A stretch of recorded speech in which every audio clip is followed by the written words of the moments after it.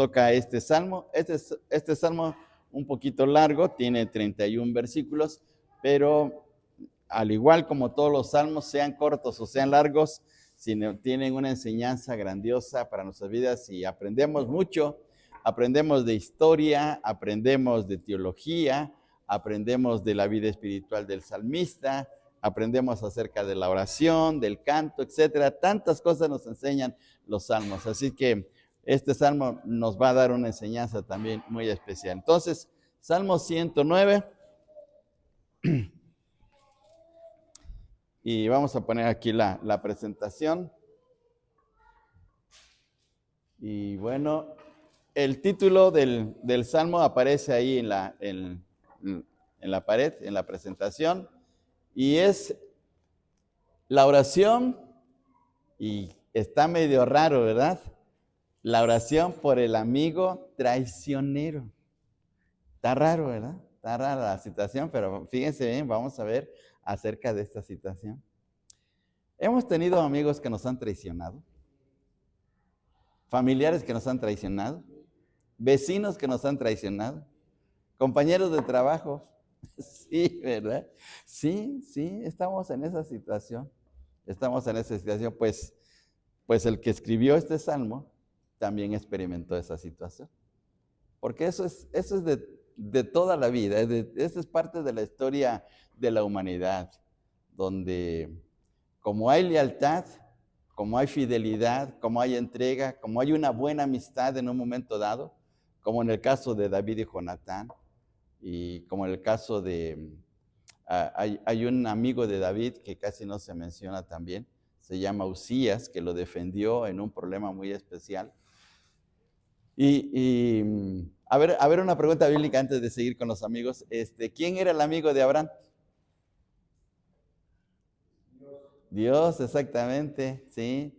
Dios, porque así lo dice la escritura. Fíjense bien qué cosa tan especial. Y bueno, pues como hay esas amistades tan bonitas y que sirven de ejemplo para nosotros, pues hay lo contrario. También hay amistades que pues llegaron a quebrantarse y hubo traiciones, hubo actitudes negativas, malas. Y esto es precisamente de lo que trata este salmo. El Salmo 109 trata de un amigo, pero es un amigo que traiciona, un amigo que queda mal, ¿sí? Bueno, vamos a ver esta situación. Y continuando como hemos visto las introducciones de los salmos, vamos a ver, este es un salmo, fíjense bien, es un salmo en donde hay unas súplicas, porque el salmista, y en este caso es David, él está experimentando precisamente esa decepción, esa situación, pero no solamente en relación a ese amigo traicionero, sino también, pues hay más personas que están afectando la vida del rey David, como lo mencionan los primeros versículos, que ahorita vamos a ver, pero en especial de esa persona. Es un salmo mesiánico porque tiene que ver con el Señor Jesucristo a futuro. Proféticamente tiene que ver con el Señor Jesús.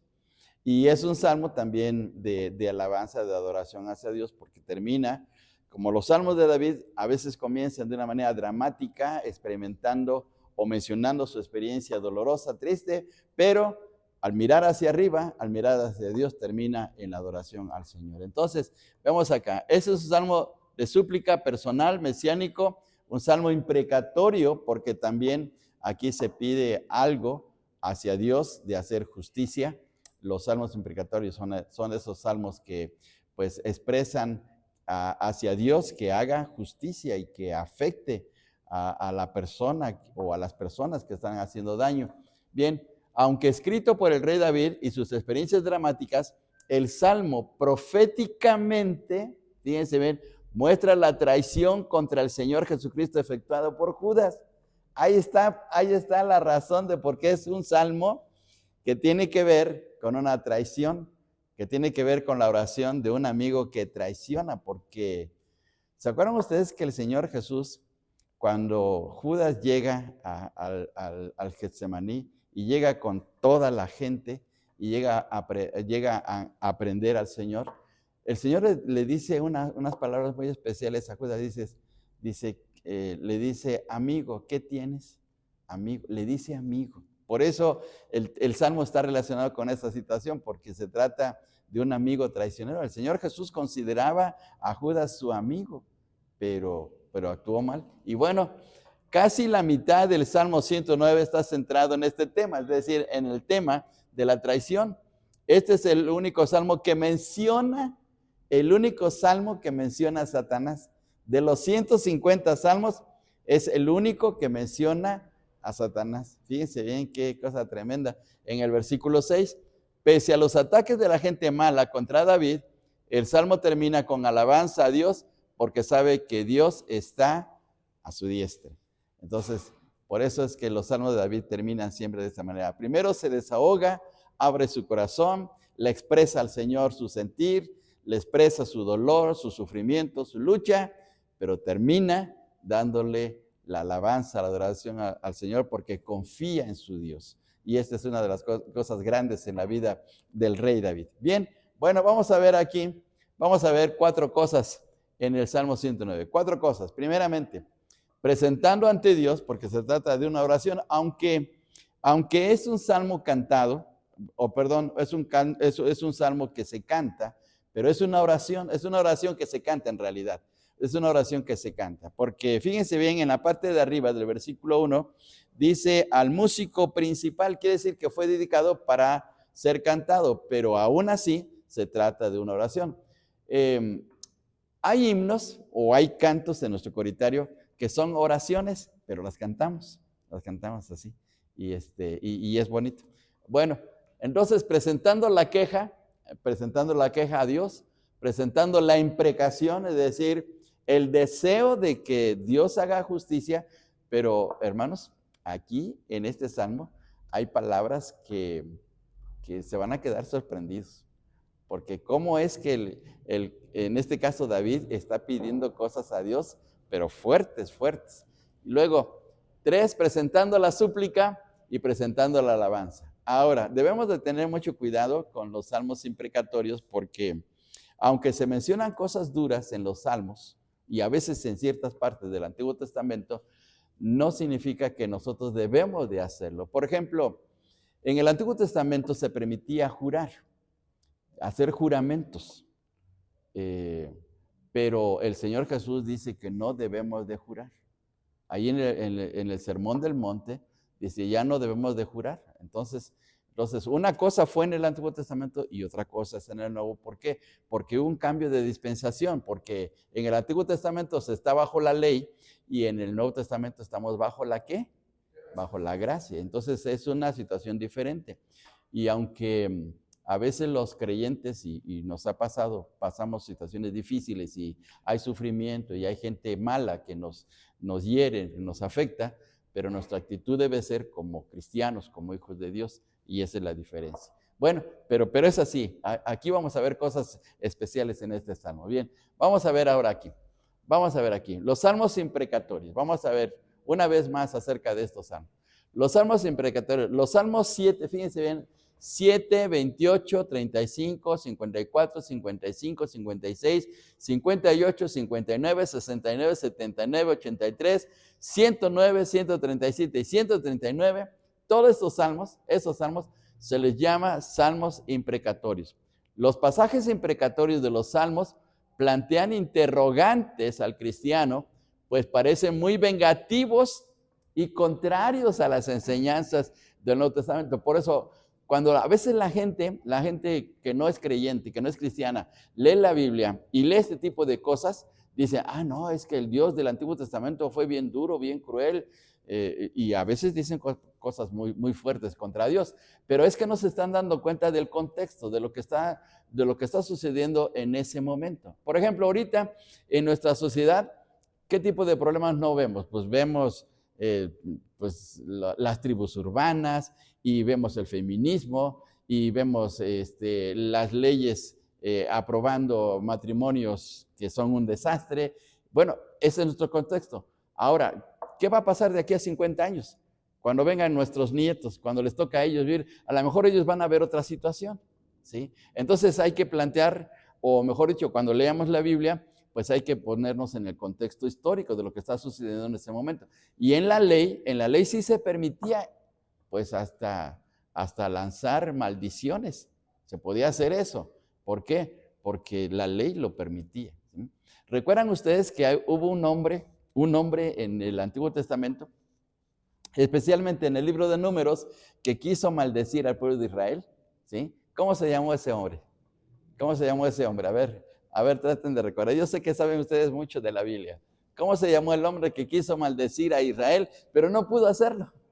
Balán, se llamaba Balán.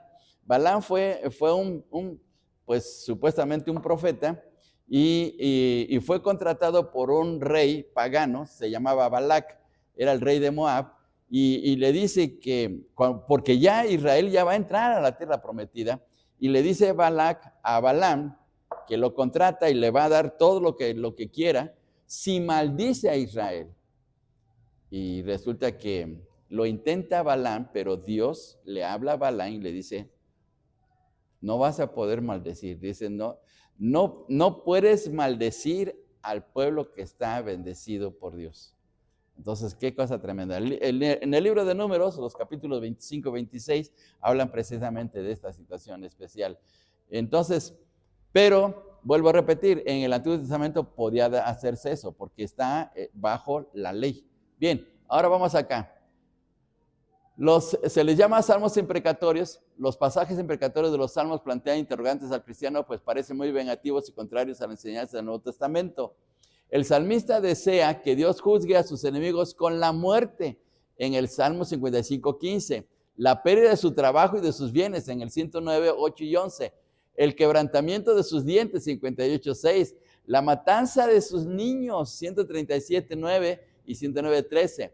Los salmos imprecatorios se deben de entender en el contexto bajo la ley, en donde se establecía ojo por ojo y diente por diente. Entonces, en la ley sí había esa situación de ojo por ojo y diente por diente. Ahora, ¿eso es para nosotros? Ahora no, ahora la situación cambia, ¿sí? ¿Por qué? Porque estamos en otra situación en relación con nuestro Dios. Muy bien, entonces este es el asunto de los salmos imprecatorios. Vamos al punto número 1.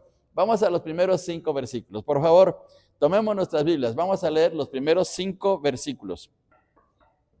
A ver, ¿cómo dice? Todos juntos vamos a leer. Primeros 5 versículos del Salmo 109.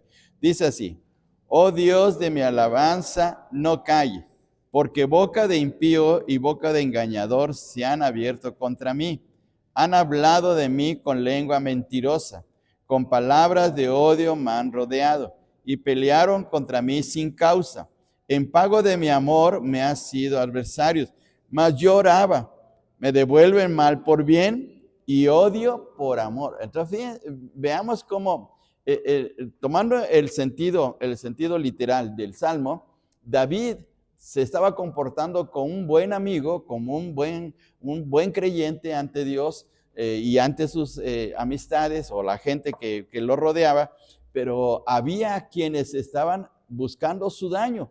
Y fíjense bien los versículos 4 y 5, cómo expresa esa situación dolorosa de David. Dice, en pago de mi amor me han sido adversarios. Ahí está la situación traicionera, ¿sí? Yo les doy mi amor, yo estoy orando por ustedes, yo estoy preocupado por sus vidas, pero miren cómo me están pagando. Fíjense bien la manera. Entonces, desde ahí ya comienza el problema de la traición. Otra vez, versículo 4. En pago de mi amor me han sido adversarios, mas yo oraba.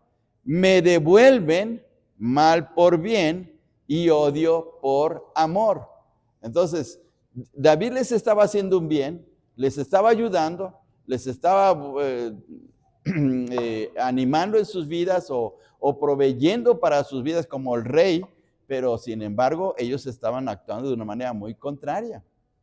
Entonces, qué situación grave para David. Bien, vamos a ver esto, ¿sí? Palabras aquí. Vamos a ver que en este salmo las palabras son muy importantes, las palabras son muy especiales. Dice aquí, las palabras influyen en nuestras vidas. Proverbios 18:21 dice, la muerte y la vida están en poder de la lengua, y el que la ama comerá de sus frutos. ¿Por qué tiene que ver con el asunto? Porque es la manera como estaban actuando contra David.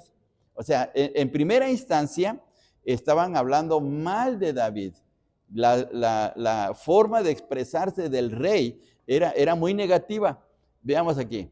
En el libro de Proverbios habla mucho acerca de la lengua.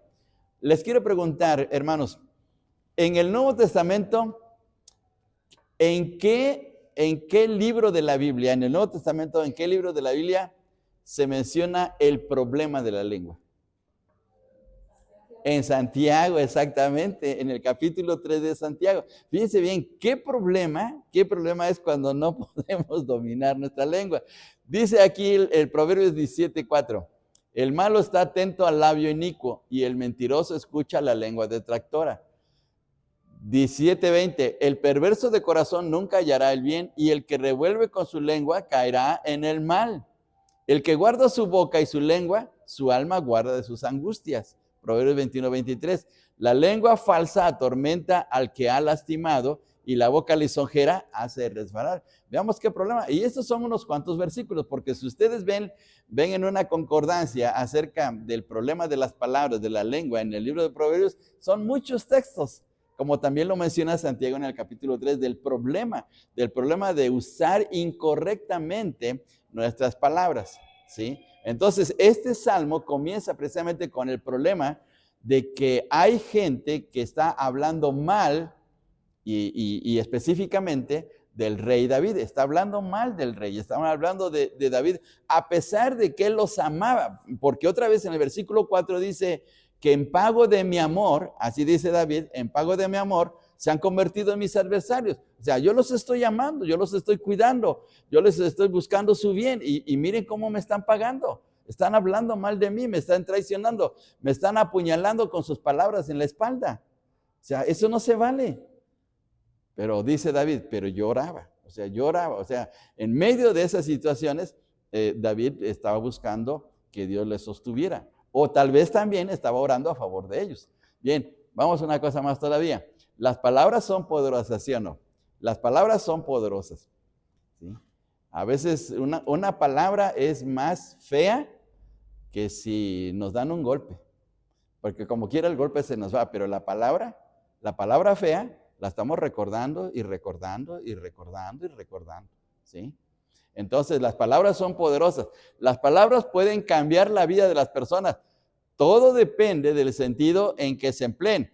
Puede ser que las palabras construyan, pueden construir la vida de una persona, pueden animarle o pueden echar a perder, ¿sí? Pueden destruir, las palabras pueden destruir una vida, pueden hacer caer a una persona, ¿sí? Y recordemos, hermanos, cómo comenzó el pecado en la humanidad, con palabras engañosas ¿de quién? De la serpiente, ¿verdad? Serpiente hacia Eva, ¿sí? O sea, utilizó la comunicación, utilizó las palabras para hacerle caer, y eso fue el desastre para toda la humanidad. Entonces, veamos qué tremendas son las palabras. Vamos a ver aquí. Ahora veamos aquí en los versículos 2 al 3. Versículos 2 al 3. Regresemos al Salmo 109. Versículo 2 dice, porque, fíjense bien, porque boca, ya está hablando ahí del problema de las palabras, porque boca de impío y boca de engañador se han abierto contra mí. Han hablado de mí con lengua mentirosa, con palabras de odio me han rodeado y pelearon contra mí sin causa. Entonces, están hablando mal de David y eso le hace sentir mal al rey porque él está buscando siempre el bien. Hay 4 cosas acá. Hay palabras impías, como dice en el versículo 2, hay palabras engañosas, hay palabras mentirosas y hay palabras de odio, ¿sí? Entonces, eso está afectando la vida de David porque sabemos que primeramente las palabras se piensan. Primero pensamos, porque no de momento no salen, no, primero pensamos. Las palabras engañosas de odio, de rencor, primero están acá en nuestra cabeza. Luego las pasamos a nuestra boca y las expresamos. Y cuando las expresamos también llegamos a actuar. Actuamos, ¿sí? Porque tenemos actitudes negativas. Hablamos, se nos sale el sapito, se nos sale la lagartija y actuamos, ¿sí? Entonces es una situación así tremenda. Y es lo que estaba pasando aquí con el rey David, porque estaba escuchando malos comentarios o malas palabras de gente que él tenía un contacto muy estrecho, porque ¿a quién se ama? ¿A quién se ama? ¿Al vecino? No, se ama a la gente que está cercana. Pueden ser familiares o pueden ser amistades o pueden ser compañeros en el ministerio, etcétera, etcétera. ¿Sí? Entonces es lo que estaba pasando en la vida del rey David. Bien, ahora vamos aquí. Dice otra vez el texto, versículos 4 y 5. En pago de mi amor me han sido adversarios, mas yo oraba. Me devuelven mal por bien, odio por amor. ¿Sí? El contraste entre, por decir aquí está David, pero aquí están sus enemigos y están vociferando, le están diciendo una sarta de mentiras, de engaños, de lisonjas, de injurias y todas llenas de coraje y de odio, porque fíjense bien la forma como lo dice aquí David, me devuelven mal por bien y odio por amor. Esas palabras están llenas de odio contra mí. Y no era un odio así ligero, ¿no? Era un odio, pero odio fuerte, como un personaje de la televisión que decía, con odio jarocho, ¿sí? Fuerte, era un odio para destruir, para afectar la vida de alguien. Y entonces, hermanos, es ahí donde debe haber mucho cuidado en nuestra manera de hablar, porque nuestras palabras, volvemos otra vez a repetir en lo que vimos en una transparencia, las palabras construyen o las palabras destruyen. Podemos destruir la vida de un hermano o podemos edificarlo. Todo va a depender de nuestra manera de cómo expresamos. Miren, qué bonito es cuando alguien nos dice, hermano, te animo, sigue adelante, échale ganas. Mira, está bien, fallaste, cometiste un error, tomaste una mala decisión, pero levántate y anímate y sigue adelante. O sea, qué bonito es eso. Pero cuando dicen, ay, no sirves para nada, eres un inútil. Qué feo, qué feo. Cuando Obed era chiquito, nosotros vivíamos acá aquí en los cuartitos estos, aquí vivíamos. Y resulta que a Obed, en la primaria, en primero de primaria, le dejaron de tarea que hiciera un objeto de madera, una cosita, algo de madera. Y él estaba cortando y estaba clavando y no podía hacerlo. Y le digo, ay, Obed, eres un inútil. Y eso le hizo sentir más mal que no pudiendo hacer su trabajo, es que soy un inútil, empezó a decir así. Entonces le afecté a decirle esas palabras. Entonces, las palabras otra vez son feas o pueden ser bonitas de edificación, dependiendo de cómo lo estamos usando nosotros. Bien, ahora vamos aquí. Cuidando la forma de hablar. Veamos lo que dice Proverbios 10:19. En las muchas palabras no falta pecado, mas el que refrena sus labios es prudente. Entonces,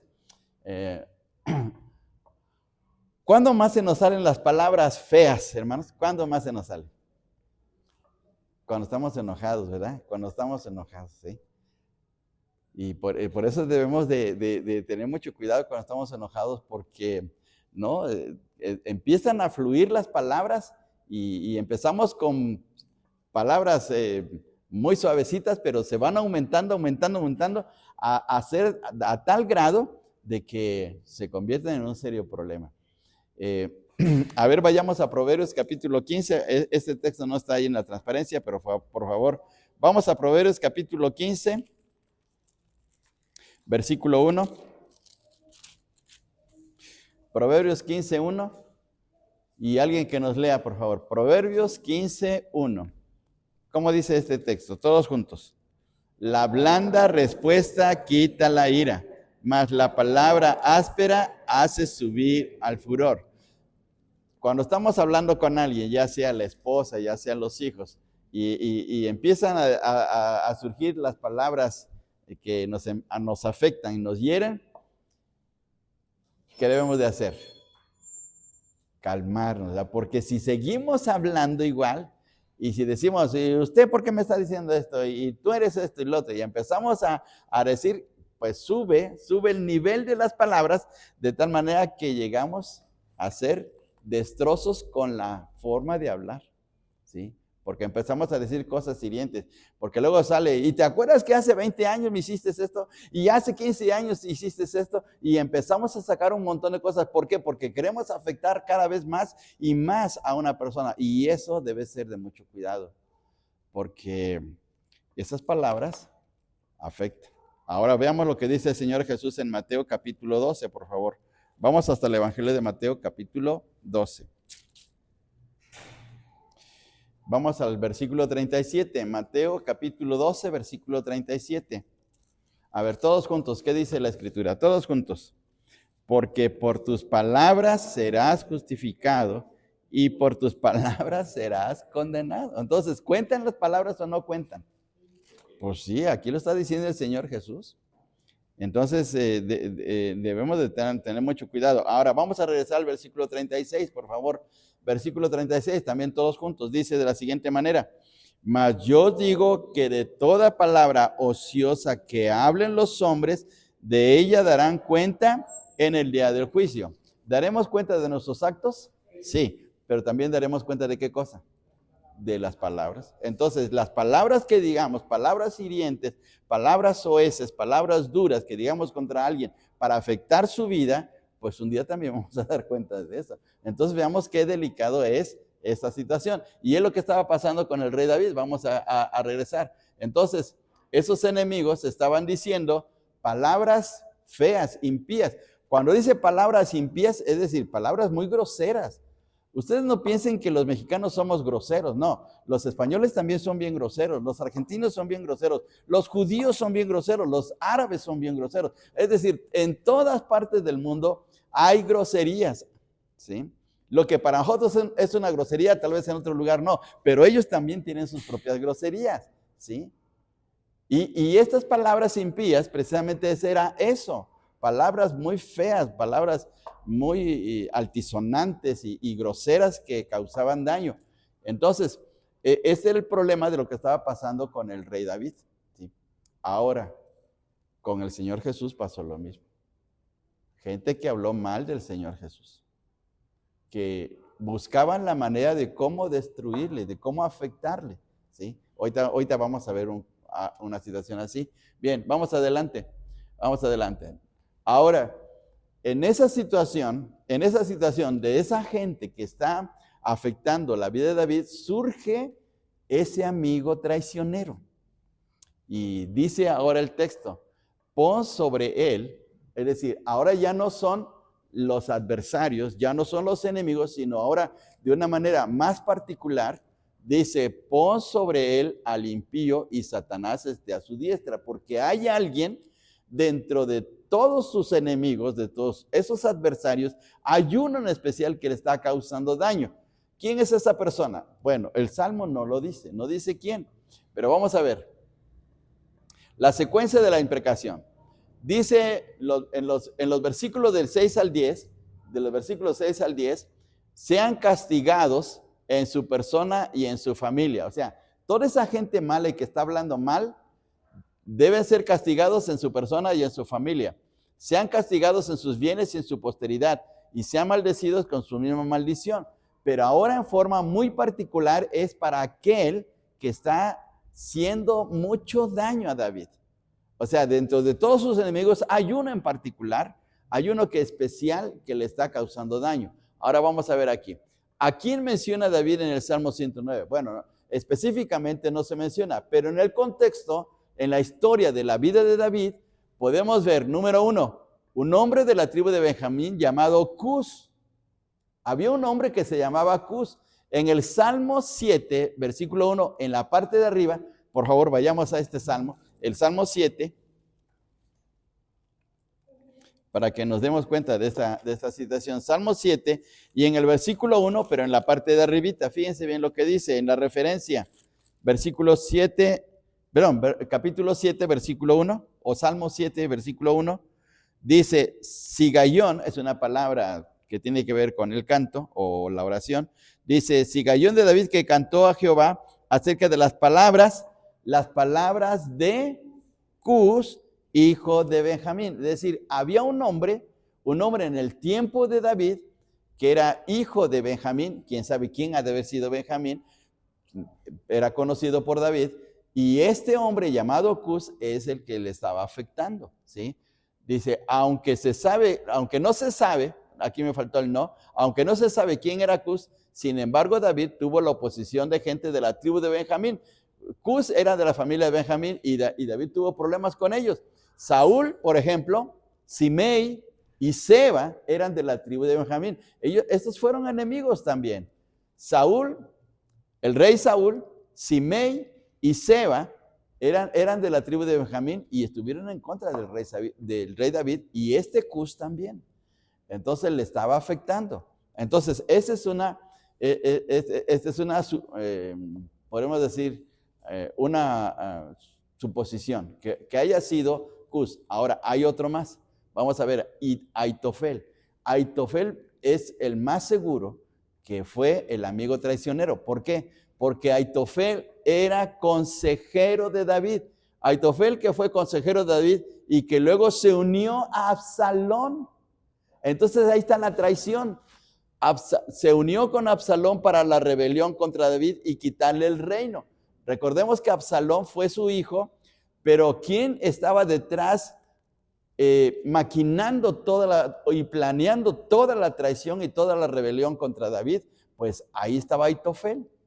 O sea, sí, Absalón estaba en contra de su propio padre David, pero Aitofel le estaba aconsejando, ¿sí? Entonces, se menciona en 2 de Samuel 15, 12, 16, 21, 17 de 1 al 4, 14, 23. Por medio de Usai, este es el amigo de David. Por medio de Usai se vino abajo los planes de Aitofel y miren lo que sucedió. Aitofel terminó ahorcándose al igual que Judas en el futuro. Entonces, ese fue el problema de este hombre.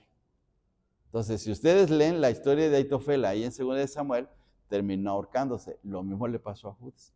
Entonces, el Salmo 109 tiene que ver precisamente con ese amigo que traiciona y que termina mal en su vida, como más en el futuro va a haber la misma situación entre el Señor Jesús y Judas.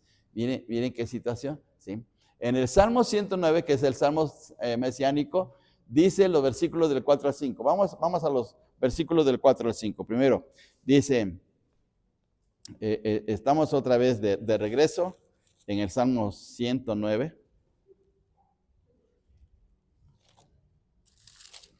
En el Salmo 109. Versículos 4 y 5, ya los leímos hace rato, pero vamos otra vez. Dice, en pago de mi amor me han sido adversarios, mas yo oraba, me devuelven mal por bien y odio por amor. ¿Amaba Jesús a Judas? ¿Ustedes qué creen? ¿Lo amaba o no lo amaba? Bueno, les voy a pedir por favor que vayamos al Evangelio de Juan capítulo 13. Evangelio de Juan capítulo 13 y versículo 1. Evangelio de Juan, capítulo 13 y versículo 1. Fíjense bien, hermanos, lo que dice este texto. Evangelio de Juan, capítulo 13 y versículo 1. A ver todos juntos, vamos a leerlo. Dice así, antes de la fiesta de la Pascua, sabiendo Jesús que su hora había llegado para que pasase de este mundo el Padre, como había amado a los suyos que estaban en el mundo, los amó hasta el fin. Y si ustedes ven el contexto, el Señor Jesús estaba en el aposento alto, estaba con sus discípulos, celebró la Pascua y ese texto tiene que ver con ellos. Es decir, con Pedro, con Juan, con Mateo, con todos los apóstoles, incluyendo a Judas. Entonces el Señor amaba a Judas, quería lo mejor para su vida, pero Judas actuó de una manera contraria, ¿sí?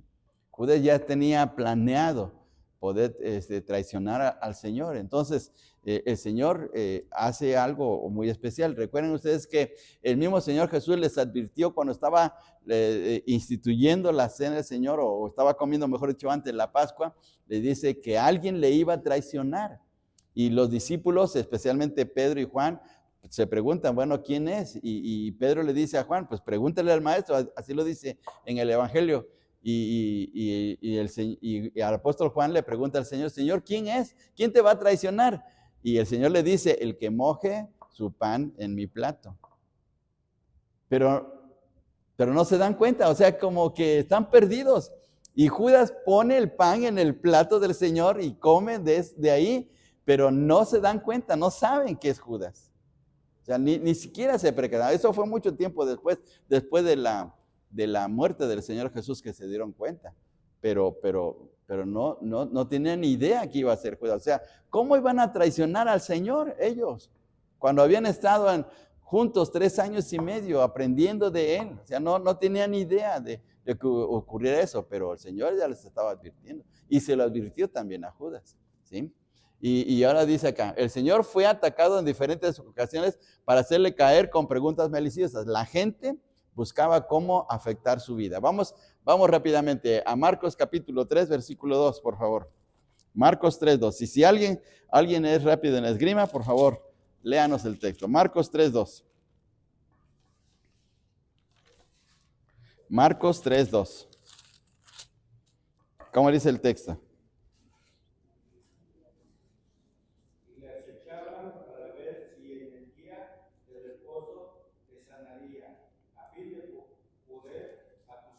Fíjense bien, pero vean ustedes las primeras 3 palabritas. Dice, y le ¿qué?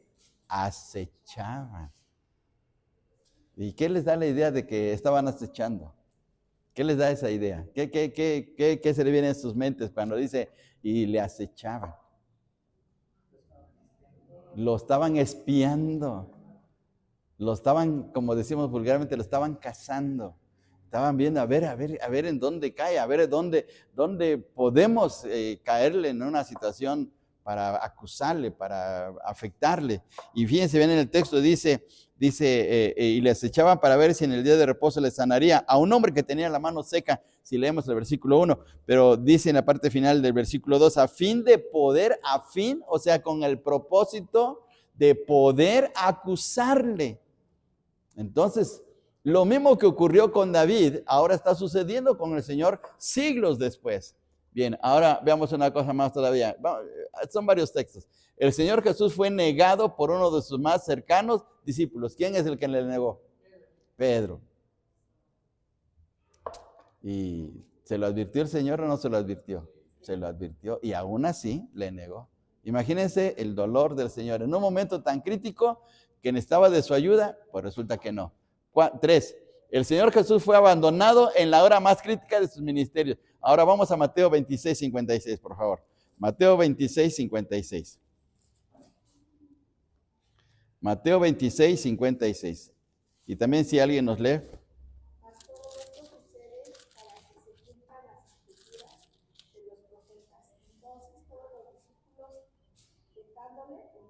Muy bien. Entonces todos los discípulos, dejándole, ¿qué hicieron? Huyeron, se fueron. Lo dejaron solo. ¿Sí? Les entró miedo porque arrestaron al Señor y dijeron, no, vámonos, nos va a pasar lo mismo. Fíjense, entonces, qué clase de amigos, ¿no? Hermanos, si usted hubiera sido Jesús, ¿qué hubiera hecho con ellos? ¿Los hubiera recibido de nuevo? Después de la resurrección les hubiera dicho, véngase, sigamos adelante. No, ¿verdad? No, ¿verdad? Solamente el Señor lo pudo hacer. Solamente el Señor lo pudo hacer así. Pero fíjense qué traicioneros fueron. Entonces, por eso el Salmo tiene que ver precisamente con una traición. Y por último, ya sabemos, el Señor Jesús fue traicionado por uno de los suyos. Vamos a Mateo 26, ahí estamos en Mateo 26, 14 al 16 para que veamos cómo ocurrió esta situación. Veamos cómo narra Mateo. Los 3 evangelios mencionan este asunto, pero Mateo menciona esta situación. Mateo del 14 al 16, ¿cómo dice? Todos juntos vamos a leer. Entonces, a ver, todos juntos. Entonces uno de los 12, que se llamaba Judas Iscariote, fue a los principales sacerdotes y les dijo, ¿qué me queréis dar? Y yo os lo entregaré. Y ellos le asignaron 30 piezas de plata. Y desde entonces buscaba oportunidad para entregarle. Fíjense bien la manera tan fea de Judas, porque dice que buscaba ya la oportunidad para entregar al Señor. Y pues sí es dolorosa una situación de esta naturaleza. Bueno, ahora, cuando ya el Señor asciende a los cielos y se quedan los discípulos, ya no está Judas, porque Judas se ahorcó. Veamos lo que dice el apóstol Pedro. Estos versículos tienen que ver con la elección del que va a ser el sucesor de Judas, pero aquí Pedro dice estas palabras: varones hermanos, era necesario que se cumpliese la escritura que el Espíritu Santo habló por boca de David. ¿Y a qué se está refiriendo Pedro cuando dice que habló el Espíritu Santo por boca de David? Al Salmo 109. Al Salmo 109. Dice acerca de Judas, que fue guía de los que prendieron a Jesús y era contado con nosotros y tenía parte en este ministerio. Este pues con el salario de su iniquidad adquirió un campo y cayendo de cabeza se reventó por la mitad y todas sus entrañas se derramaron. Y fue notorio a todos los habitantes de Jerusalén, de tal manera que en aquel campo se llama su propia lengua Séldama, que quiere decir campo de sangre. Ahora, aquí viene la parte textual del Salmo 109, porque está escrito en el libro de los Salmos: sea hecha desierta su habitación y no haya quien more en ella. Estas expresiones tienen que ver con el Salmo 69, pero la siguiente frase, y tome otro su oficio, eso está en el Salmo 109. Por favor, vamos al Salmo 109 para que lo veamos. El Salmo 109.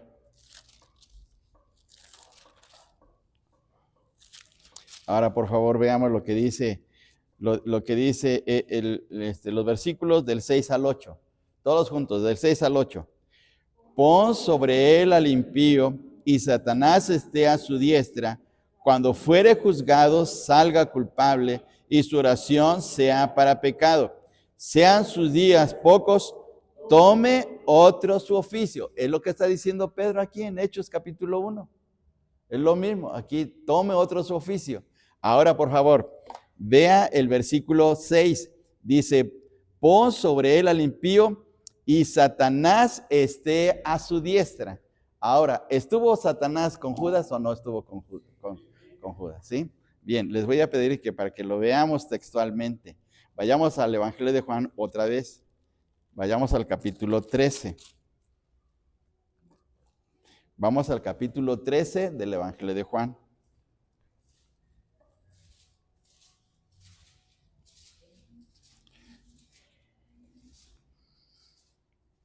Vamos a leer los versículos del 25 al 27, para que veamos cómo este salmo proféticamente está hablando de este discípulo de Jesús. 25 al 27, dice así, todos juntos. Él entonces, recostado acerca del pecho de Jesús, le dijo, Señor, ¿quién es? Respondió Jesús, a quien yo diere el pan mojado, aquel es.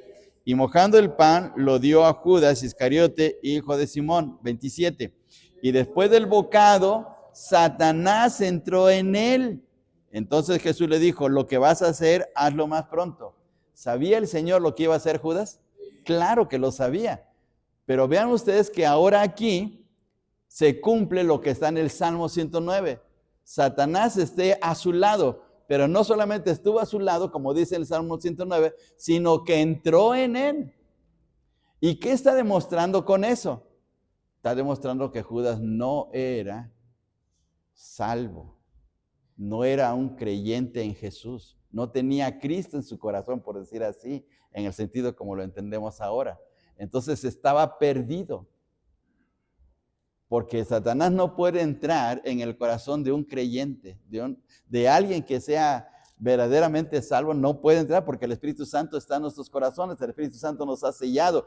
Pero ¿por qué entró en el corazón de Judas? Porque él simplemente no era creyente. Por eso traicionó a Jesús. Y ahora se está cumpliendo lo que está diciendo el Salmo 109. Regresando otra vez al texto, el Salmo 109 dice en el versículo 6, pon sobre él al impío y Satanás esté a su diestra. Cuando fuere juzgado, salga culpable y su oración sea para pecado. Sean sus días pocos. ¿Por qué sus días son pocos? Porque estaba en la edad adulta, cuando todavía tenía mucha energía. ¿Y qué sucedió? Se ahorcó. Terminó mal Judas. Entonces sus días son pocos. Y dice en el versículo 8 todavía, tome otro su oficio porque perdió ahí la oportunidad de ser un buen discípulo de Jesús, de poder ser un buen apóstol. Perdió esa oportunidad por no darle el lugar al Señor. ¿Sí? Ahora, les quiero hacer una pregunta teológica. ¿Estaba predestinado o no estaba predestinado? ¿Estaba predestinado o no estaba predestinado? Entonces, ¿nació para ser culpable? ¿Sí o no? Entonces, ¿estaba predestinado o no estaba predestinado? Hermano Memo dice que no y otros dicen que sí. Miren, hay un serio problema teológico en ese sentido. Si decimos que sí, entonces Judas, cuando sea el juicio final, va a decir, Señor, ¿por qué me estás condenando? Si para eso nací, para perderme. O sea, me creaste para perderme. Entonces, ¿quién tiene la culpa? ¿Judas o Dios? En ese sentido sería Dios. Pero Judas tenía la oportunidad de tomar una decisión diferente. Claro que sí, porque tenía libre albedrío. Ahora, dos discípulos le quedaron mal al Señor. Bueno, todos le quedaron mal, pero dos fueron los que le quedaron más mal al Señor. ¿Quiénes fueron? Pedro y Judas. Ahora, ¿qué sucedió con Pedro? ¿Pedro se arrepintió o no? Sí, hay un cambio en la situación de Pedro. Ahora, si Pedro hubiera dicho, no, pues ya estoy perdido, ya para qué sigo al Señor, ya lo negué, mejor me voy al mundo. Bueno, era su decisión, pero la decisión de Pedro es seguir. ¿Y no pudo hacer lo mismo Judas? Pudo haber hecho lo mismo. Si le hubiera pedido perdón al Señor después de su traición, ¿le hubiera perdonado al Señor? Claro que sí. Recordemos que en la cruz del Calvario el Señor dijo, Padre, perdónalos porque no saben lo que hacen. Le hubiera perdonado el Señor aún a pesar de su traición. Sí, hermano.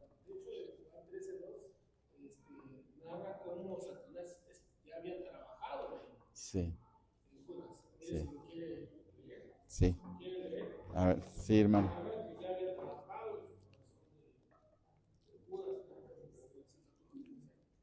Aquí, sí, estamos en Juan 13. 13. 13:2. 13:2. Sí, correcto. Muy bien, tienes razón. Estamos en Juan 13:2, por favor. Y dice, cuando cenaban, como el diablo ya había puesto en el corazón de Judas, hijo de Simón, que le entregase. Ya había ese problema espiritual en la vida de Judas. Ahora, ¿por qué el diablo le estaba presionando a Judas? Porque él quería. Ahora, ¿por qué cayó Eva en el pecado, en la desobediencia junto con Adán? O sea, primero Eva, después Adán. ¿Pero por qué cayó? Porque fue su decisión.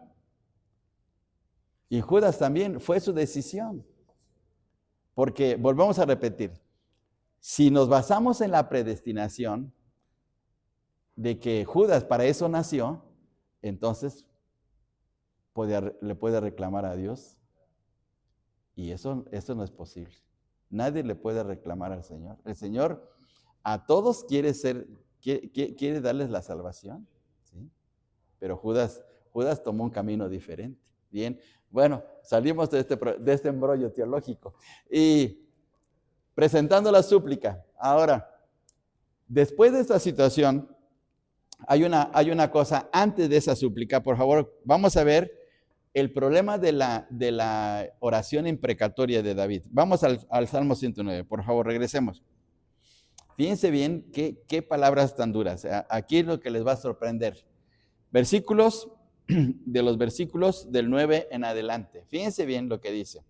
Del 9 en adelante. Sigan ustedes en silencio la lectura. Anden sus hijos vagabundos y mendiguen, y procuren su pan lejos de sus desolados hogares. Fíjense, desolados hogares. Que el acreedor se apodere de todo lo que tiene, y extraños saqueen su trabajo. No tengan quien le haga misericordia, ni haya quien tenga compasión de sus huérfanos. Su posteridad sea destruida. En la segunda generación sea borrado su nombre. Vengan en memoria ante Jehová la maldad de sus padres, y el pecado de su madre no sea borrado. Fíjense bien qué palabras tan fuertes está diciendo David aquí en esa oración imprecatoria. Fíjense bien qué tremendo. Ahora, se me pasó a leer el versículo 9, por favor. Regresemos un poquito, versículo 9. Dice, sean sus hijos huérfanos y su mujer viuda. Y ahora, ¿ocurrió o no ocurrió eso? Pues sí. Ahora, no sabemos si Judas era casado o no era casado, porque el Nuevo Testamento no lo dice. Pero aquí se está diciendo esta oración. Entonces, él murió a una corta edad, por decir así. Tendría 40 años tal vez, cuando se ahorcó. Y miren qué situación tan tremenda. Y bueno, ahora viene la oración de David. Y tú, Jehová, Señor mío, favoréceme por amor de tu nombre, líbrame porque tu misericordia es buena, porque yo estoy afligido y necesitado y mi corazón está herido dentro de mí. Esta oración está pidiendo David para que le ayude a poder salir victorioso ante ese enemigo que le está afectando, que le está traicionando. Ya sea Cus, el hijo de Benjamín, que vimos, o ya sea Aitofel, pero de todas maneras se está orando que Dios le ayude a salir victorioso. Ahora, las razones para la súplica. ¿Cuáles son las razones por las cuales suplica? Número 1, confianza en la misericordia de David. David siempre tenía confianza en que en la misericordia de Dios le iba a ayudar a salir victorioso ante los problemas que tenía. Número 2, la aflicción y necesidad de David, es decir, expone ante Dios, Señor, mira lo que me está pasando, mira esos enemigos, mira ese que me está traicionando, ayúdame, Señor, yo no puedo contra él, pero tú puedes hacerlo por mí, ayúdame. Luego, número 3, la vida fugaz del hombre, es decir, David reconsidera que su vida está a punto de partir. Por favor, veamos el versículo 23. Versículo 23 dice, me voy como la sombra cuando declina, soy sacudido como langosta. ¿Sí? Es decir, la fragilidad de su vida es pasajera. Señor, tarde o temprano me voy, pero no permitas que estos enemigos triunfen, no permitas que que me está haciendo daño se goce en verme derrotado. No lo permitas. Y número 4, la debilidad y el oprobio que tiene David, los versículos 24 y 25. ¿Cómo dicen estos versículos? Mis rodillas están debilitadas a causa del ayuno y mi carne desfallece por falta de gordura. Yo he sido para ellos objeto de oprobio. Me miraban y burlándose meneaban su cabeza, como diciendo, este pobre rey, este hombre que se está creyendo. O sea, meneaban la cabeza en contra de David. ¿Sí?